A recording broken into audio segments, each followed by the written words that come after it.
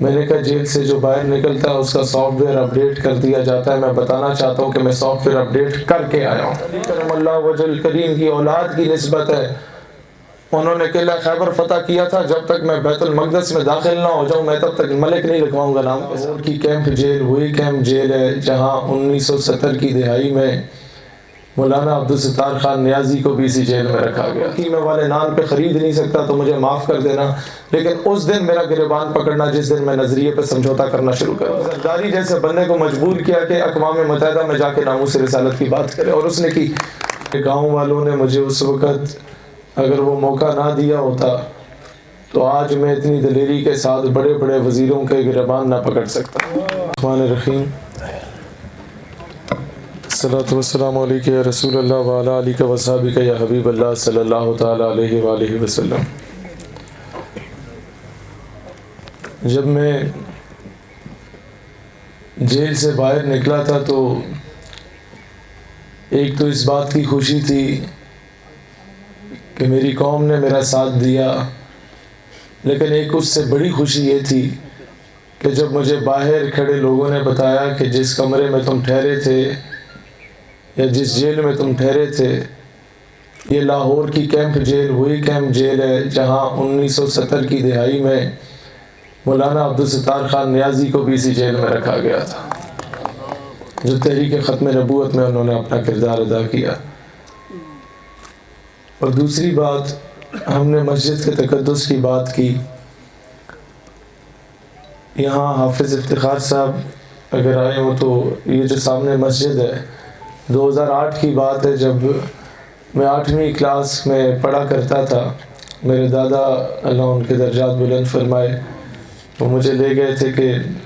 عشق رسول پہ آپ نے جمعے والے دن جو ہے آخری 10 منٹ میں حافظ افتخار صاحب سے درخواست کروں گا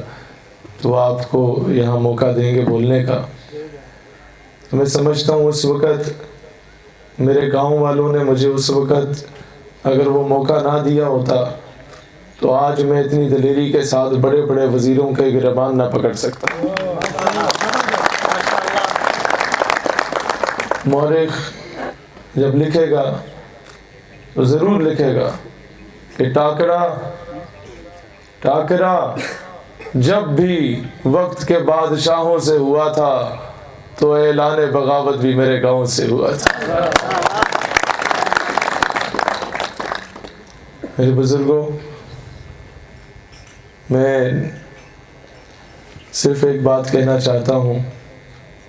جب جیل سے باہر آیا تو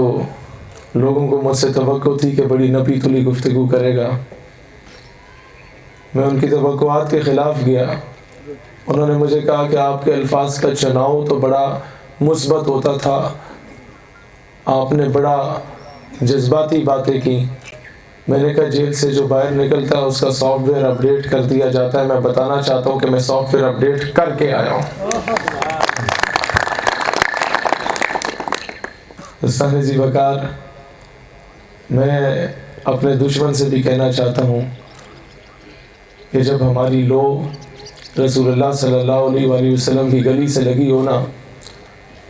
تو پھر ہم بڑے بڑے وزیروں کو کسی کھاتے میں نہیں رکھتے۔ اور میں اس سے کہتا ہوں کہ ڈبو صاحب مجمع لگاتے، میدان لگاتے، آمنے سامنے مقابلہ کرتے، یہ کیا زنانیوں والی حرکتیں تم نے شروع کر دی ہیں؟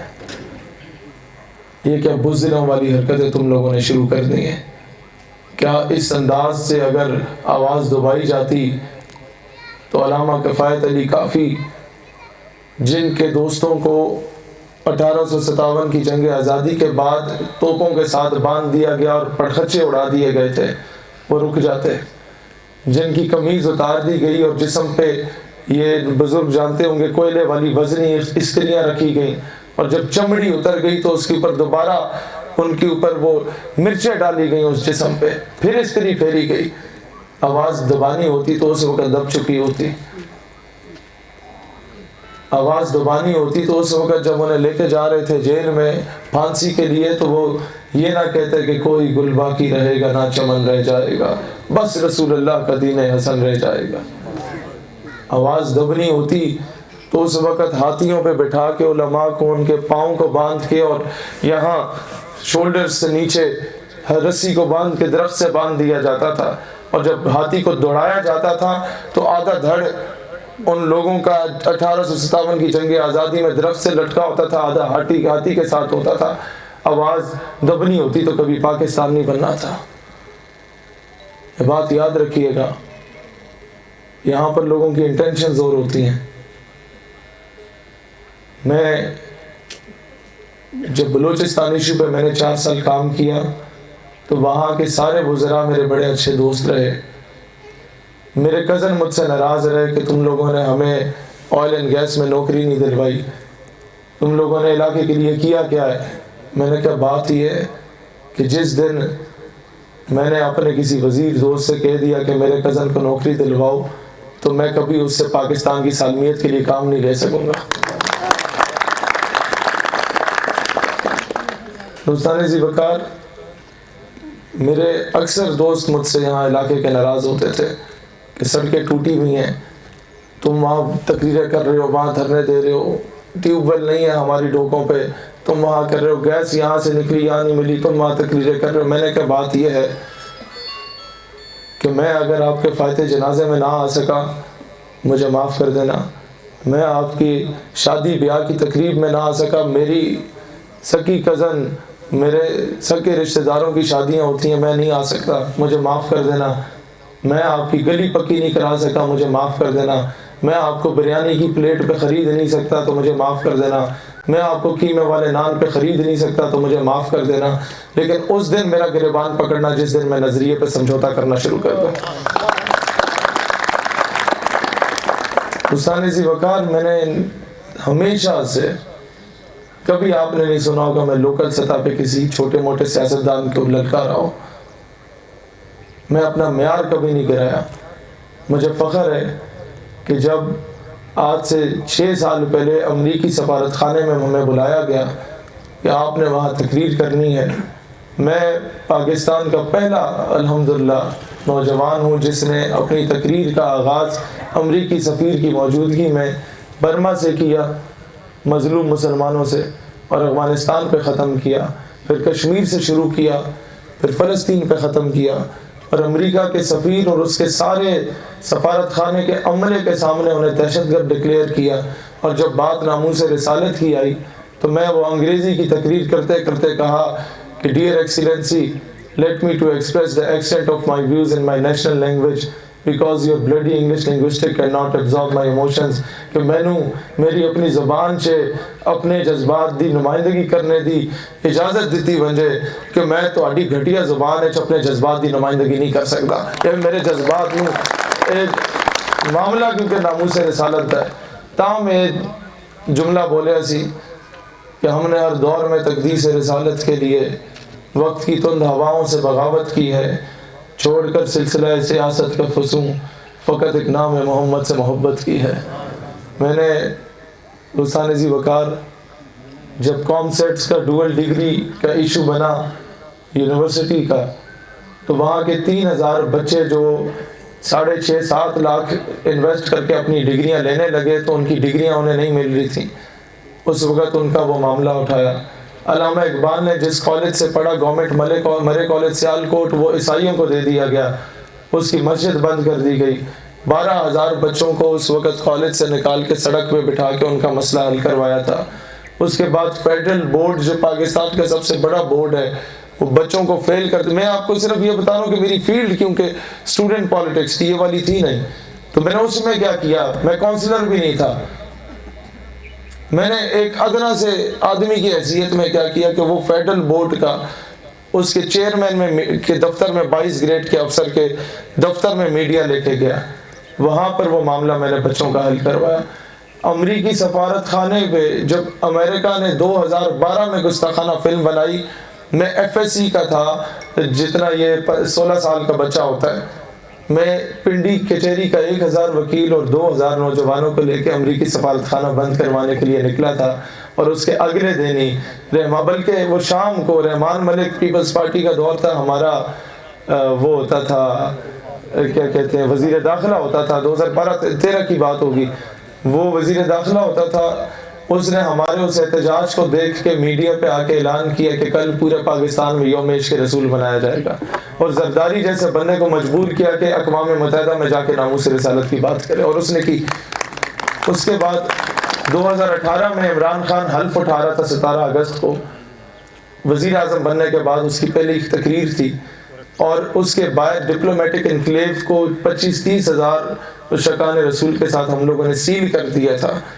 اور اسمبلی میں جو پہلی قرارداد پیش ہوئی تھی وہ ہالینڈ میں شائع ہونے والے گستاخانہ خاکوں کے خلاف پیش ہوئی تھی اس وجہ سے۔ اور اس کے بعد ہم اس قابل تو نہیں تھے، نہ ہم کامیاب ہو سکے سفارت خانہ بند کرانے میں، لیکن میں ضرور بتا سکتا ہوں کہ اقوام متحدہ جہاں پوری دنیا کے فرعون بیٹھے تھے وہاں، اور OIC تمام اسلامی ممالک میں اگر پہلی آواز اٹھی تو پاکستان سے ہم نے آواز اٹھوائی تھی۔ اس کے بعد فرانسیسی سفارت خانے کا معاملہ آیا تو 12 ربیع الاول کو جب پورا پاکستان میلاد کے جلوس منا رہا تھا، ہم نے کہا ہم کس منہ سے آقا کی میلاد کا جشن منائیں گے جب ان کی شان میں گستاخیاں ہو رہی ہیں۔ ہم نے پورے پاکستان سے نوجوان اکٹھا کیا اور پھر فرانسیسی سفارت خانے کو بند کرنے کی بات کی۔ وہ بند ہوتا ہے یا نہیں ہوتا، کم از کم ہم بروز حشر یہ آقا کو ضرور کہہ پائیں گے، آقا ہم بہت ہی کم تر قسم کے لوگ تھے، ہم سے اور کچھ نہیں ہوا، کم از کم ہم میدان میں پروانے کی طرح نکل آئے تھے۔ دوستان ذی وقار، اب 26 سال کا ہوں میں، 16 سال کی عمر سے شروع کیا سارا سلسلہ، مجھے 10 سال ہو گئے ہیں۔ ساری باتیں بتانے کا مقصد یہ ہے کہ ہم نے دنیا کے کسی فرعون کو نہیں بخشا، اس کے باوجود میرے گھر میں چولہا جلتا ہے، اس کے باوجود میرا دانا پانی بند نہیں ہوا، اس کے باوجود میں زندہ ہوں۔ اس لیے آپ بھی حق کا ساتھ دیں تو آپ کو بھی موت نہیں پڑے گی۔ میں اس قوم کو یہ کہنا چاہتا ہوں۔ دوستان ذی وقار، آج تک ہمارا نظام بہتر کیوں نہیں ہوا کہ ہم نے بحیثیت قوم اپنا جو معیار ہے اتنا گرا دیا کہ ہم 50 روپے کے قیمے والے نان پہ اپنے ضمیر کا سمجھوتا کر لیتے ہیں، اور جن کو ہم الیکٹ کرتے ہیں وہ کم ظرف لوگ کبھی بھی قومی سطح پہ انہوں نے بات نہیں کی، انہوں نے قوم کا سودا کیا وہاں پہ۔ دوستان ذی وقار، 18 سال سے ڈاکٹر عافیہ صدیقی کے نام پہ سیاست کی گئی، 2.5 سال ہو چکے ان کا نام لینے والا کوئی نہیں ہے۔ مجھے فخر ہے کہ پچھلے 4 سالوں کے بعد دوبارہ جب ڈاکٹر عافیہ صدیقی کا کیس اسلام آباد ہائی کورٹ میں کھولا گیا، وہ قوم کی بیٹی جو امریکہ میں قید ہے، اس کے کیس کو دوبارہ کھلوانے میں ہم لوگوں نے اپنا رول پلے کیا تھا۔ ہم لوگ نہ حکومت میں رہے نہ اپوزیشن کی کوئی بہت تکڑی جماعت رہے، ہم لوگ چند نوجوانوں سے وہ قافلہ شروع ہوا، لیکن اللہ کی اتنی کرم نوازی ہے کہ اب تک ہم لوگوں نے جو کچھ اچیو کیا، جو کچھ حاصل کیا، وہ شاید ملک کی بڑی بڑی سیاسی جماعتوں نے حاصل نہ کیا ہو۔ مجھے فخر حاصل ہے، میں ادھر گاؤں میں تھا، میرے تایا کی فوتگی ہوئی تھی، الطاف صاحب کی۔ جب مجھے پتہ چلا، فوتگی کا دوسرا تیسرا دن تھا، گھر پورا سوگ میں تھا، اور مجھے پتہ تھا کہ اس معاملے پہ میں گرفتار ہو سکتا ہوں۔ جب پتہ چلا کہ 27 دن ہو گئے، ایک بندہ پارلیمنٹ سے 1 کلومیٹر کے فاصلے پہ اسلام آباد میں اسرائیل کا جھنڈا لگا کے بیٹھا ہوا ہے، وہ اسرائیل جو میرے فلسطین کی مظلوم بہنوں پہ، مسلمان بہنوں کے ساتھ زیادتی کرتا ہے، جس نے بیت المقدس اور مسجد الاقصیٰ قبلہ اول پہ قبضہ کیا ہوا ہے، 27 دن سے کسی کی جرت نہیں اس بندے کو جا کے اٹھا کے لائے۔ یہاں میرے تایا کا سوئم تھا، لیکن میں نے کہا خاندان کی ناراضگیاں ہوتی رہیں گی، نظریے پہ سمجھوتا نہیں کرنا۔ میں یہاں سے گاڑی دوڑا کے لے کے گیا، 27 دن سے بیٹھے ہوئے اس بدبخت کو لتر مار کے اٹھانے والے بھی ہم لوگ ہیں الحمدللہ۔ دنیا کو بتایا فلسطین پہ سمجھوتا نہیں۔ دوستان ذی وقار، صرف مختصراً ایک بات کہنا چاہوں گا کہ ہم لوگوں نے ان چیزوں کو سمجھنا ہے۔ کب تک یہ خان ملک چودھری، جن کے باپ زادے 1857 کی جنگ آزادی کے بعد مسلمانوں کی مخبریاں کرتے تھے، تاریخ اٹھاؤ، اس میں لکھا ہوا ہے کہ ایک ایک مجاہد کو شہید کرنے کے لیے 20 روپے ملا کرتے تھے، اور دوسرا انگریزوں نے یہ اعلان کیا تھا کہ اگر آپ ایک مجاہد کی مخبری کریں گے اور ہم اس مخبری کے مطابق اسے قتل کر دیتے ہیں، شہید کر دیتے ہیں، تو اس کی ساری جائیداد تمہیں مل جائے گی۔ اس عوض ان لوگوں کو جب انگریز جانے لگا تو اس نے کہا کہ ہمارے جو لوگ کتے نہلایا کرتے تھے اب انہیں نواز کے جاتے ہیں تاکہ پاکستان پہ ہمارا تسلسل قائم رہے، ہمارا تسلط قائم رہے۔ انہوں نے کیا کیا کہ انہیں گھوڑے پہ بٹھایا اور سر پہ دستار باندھی اور کہا کہ دوڑاؤ گھوڑے، جب تک مغرب نہیں ہوتی گھوڑے کو دوڑاتے رہو۔ مغرب کے وقت تک گھوڑا جتنے گاؤں کا سفر کرتا تھا انگریز کہتا تھا کہ یہ گاؤں تمہارے ہو گئے، تم یہاں کے نواب ہو گئے۔ مجھے افسوس سے کہنا پڑتا ہے پچھلے 70 سالوں سے میری 22 کروڑ عوام نے انگریزوں کے کتے نہلانے والوں کی غلامی کی ہے۔ اب نہیں کرنے دیں گے انشاءاللہ تعالی، اب نہیں کرنے دیں گے انشاءاللہ۔ ماضی میں ایسی آوازیں اٹھتی تھیں تو دبا دی جاتی تھیں، ماضی میں ایسی آوازیں اٹھتی تھی تو سافٹ ویئر اپڈیٹ کر دیا جاتا تھا۔ اگر سافٹ ویئر اپڈیٹ نہیں ہوا تو اس کی سب سے بڑی وجہ یہ ہے کہ میرے لاہور پہنچنے سے پہلے جب پیغام پھیل گیا تو 15 شہروں میں احتجاج شروع تھے،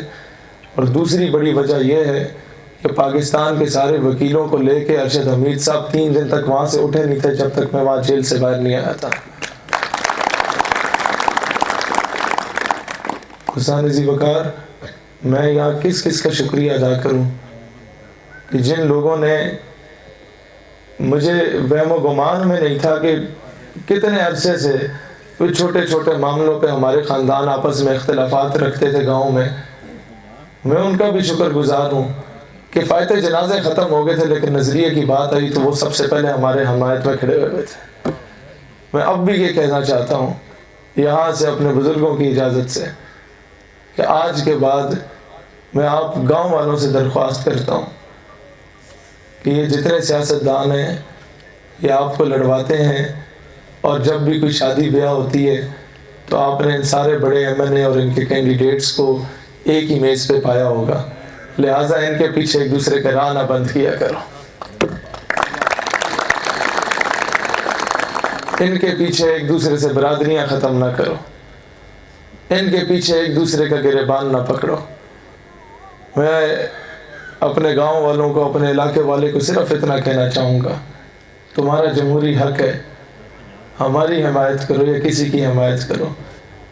لیکن کم از کم جب ایک دوسرے سے سینے ملو تو دل میں کسی قسم کی بغاوت یا کسی قسم کی عدوت نہ رکھو۔ جب ملو تو ایسے ہی ملو جس طرح 2 مسلمان بھائی ایک دوسرے کو ملنے کا حق رکھتے ہیں۔ یقین کرو ہمارا گاؤں خوشحال ہو جائے گا، یقین کرو ہمارا علاقہ خوشحال ہو جائے گا۔ اور میں ایک اور چیز بتانا چاہتا ہوں، آج کے بعد جنگ بجلی پانی گیس کی نہیں ہے، آج کے بعد جنگ نظریے کی جنگ ہے۔ جب قوم کی بیٹی اٹھا کے اغیار کے ہاتھوں میں بیچ دی جائے نا تو پھر بجلی کا مطالبہ نہیں کیا جاتا، کیونکہ قومیں بجلی پانی گیس سے نہیں بنتی، قومیں ڈھوک دوسے کے ٹیوب ویل سے نہیں بنتی، قومیں غیرت سے بنتی۔ تو بات یاد رکھیے گا کہ ہم لوگ جس دن اس قابل ہو گئے کہ اپنی کشمیری بہن کے سر پہ دوپٹہ دے دینا، پھر ہماری جیب میں چاہے ٹکا بھی نہ ہو، ہم سر اٹھا کے دشمن کو آنکھوں میں آنکھیں ڈال کے بات کر سکتے ہیں۔ یہ چیز سمجھیں۔ میں اس لیے کہہ رہا ہوں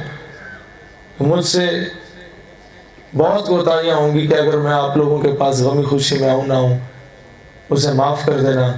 گریبان تب پکڑنا جب اسلام کے بارے میں کوئی مشکل وقت ہو اور میں گھر میں چھپ کے بیٹھا ہوں۔ میں آپ کو ہمیشہ میدان میں نظر آؤں گا انشاءاللہ تعالی۔ سانزی وقار، میں اپنے والد محترم کا، اپنے خاندان کا، اپنے کزنز کا جو برداشت کرتے رہتے ہیں مجھے، اور سب سے بڑھ کے اپنے دوستوں کا جو ہر حال میں، ہر مشکل وقت میں، خوشی میں ہونا ہو، مشکل وقت میں مجھ سے پہلے وہاں پہنچے ہوتے ہیں۔ میرے وہم و گمان میں نہیں تھا کہ جب یہ 8-10 پولیس کی گاڑیاں یہاں ایک کوٹ شجی کے نکڑ پہ کھڑی ہوئی تھی کہ یہاں سے نہ بھاگ جائے، تو ایک رنگلی کے انٹرنس پہ کھڑی تھی، اور یہ لاہور سے DSP کی قیادت میں آئے تھے کہ اسے موبائل ہاتھ لگانے ہی نہ دیا جائے، فوراً گرفتار کر کے لے جایا جائے۔ میرے وہم و گمان میں ہی نہیں تھا کہ میرے اٹک سے احمد رضا کی قیادت میں قافلہ پہلے وہ تھانے میں ہمارا استقبال کرنے کے لیے پہنچا ہوگا۔ یہ وہ لوگ ہیں جن لوگوں نے اپنی راتوں کو نہیں دیکھا، دن کو نہیں دیکھا، یہ وہ لوگ ہیں. میں میرے وہم و گمان میں نہیں تھا. یہ تو میرے والد صاحب روکتے رہے، نہیں تو یہ ملک صاحب جو ہیں، یاسر کدھر گئے، یہ تو یہاں بلاک کرنے کے چکر میں بیٹھا ہوا تھا. تو ہر بندے نے، میرے کولیگز جو ہے، ہر بندے نے، میرے اسٹوڈنٹس جو ہیں، میں آپ کو ایک بات بتاؤں انقلاب کسے کہتے ہیں. میں ہمیشہ اپنے کولیگز سے بھی کہتا ہوں کہ کالج کا بچہ اگر 1000 نمبر لے لے، کامیابی میرے لیے وہ نہیں ہے. میرے لیے کامیابی یہ ہے کہ میں نے اپنے بچوں کو پڑھا کے اس قابل کیا کہ جماعت سے جب ایک باپ آیا، اس نے مجھے کہا کہ یہاں پر ایک، میں نام نہیں لیتا وہ کون سا افسر تھا، لیکن سینئر افسر کی بیگم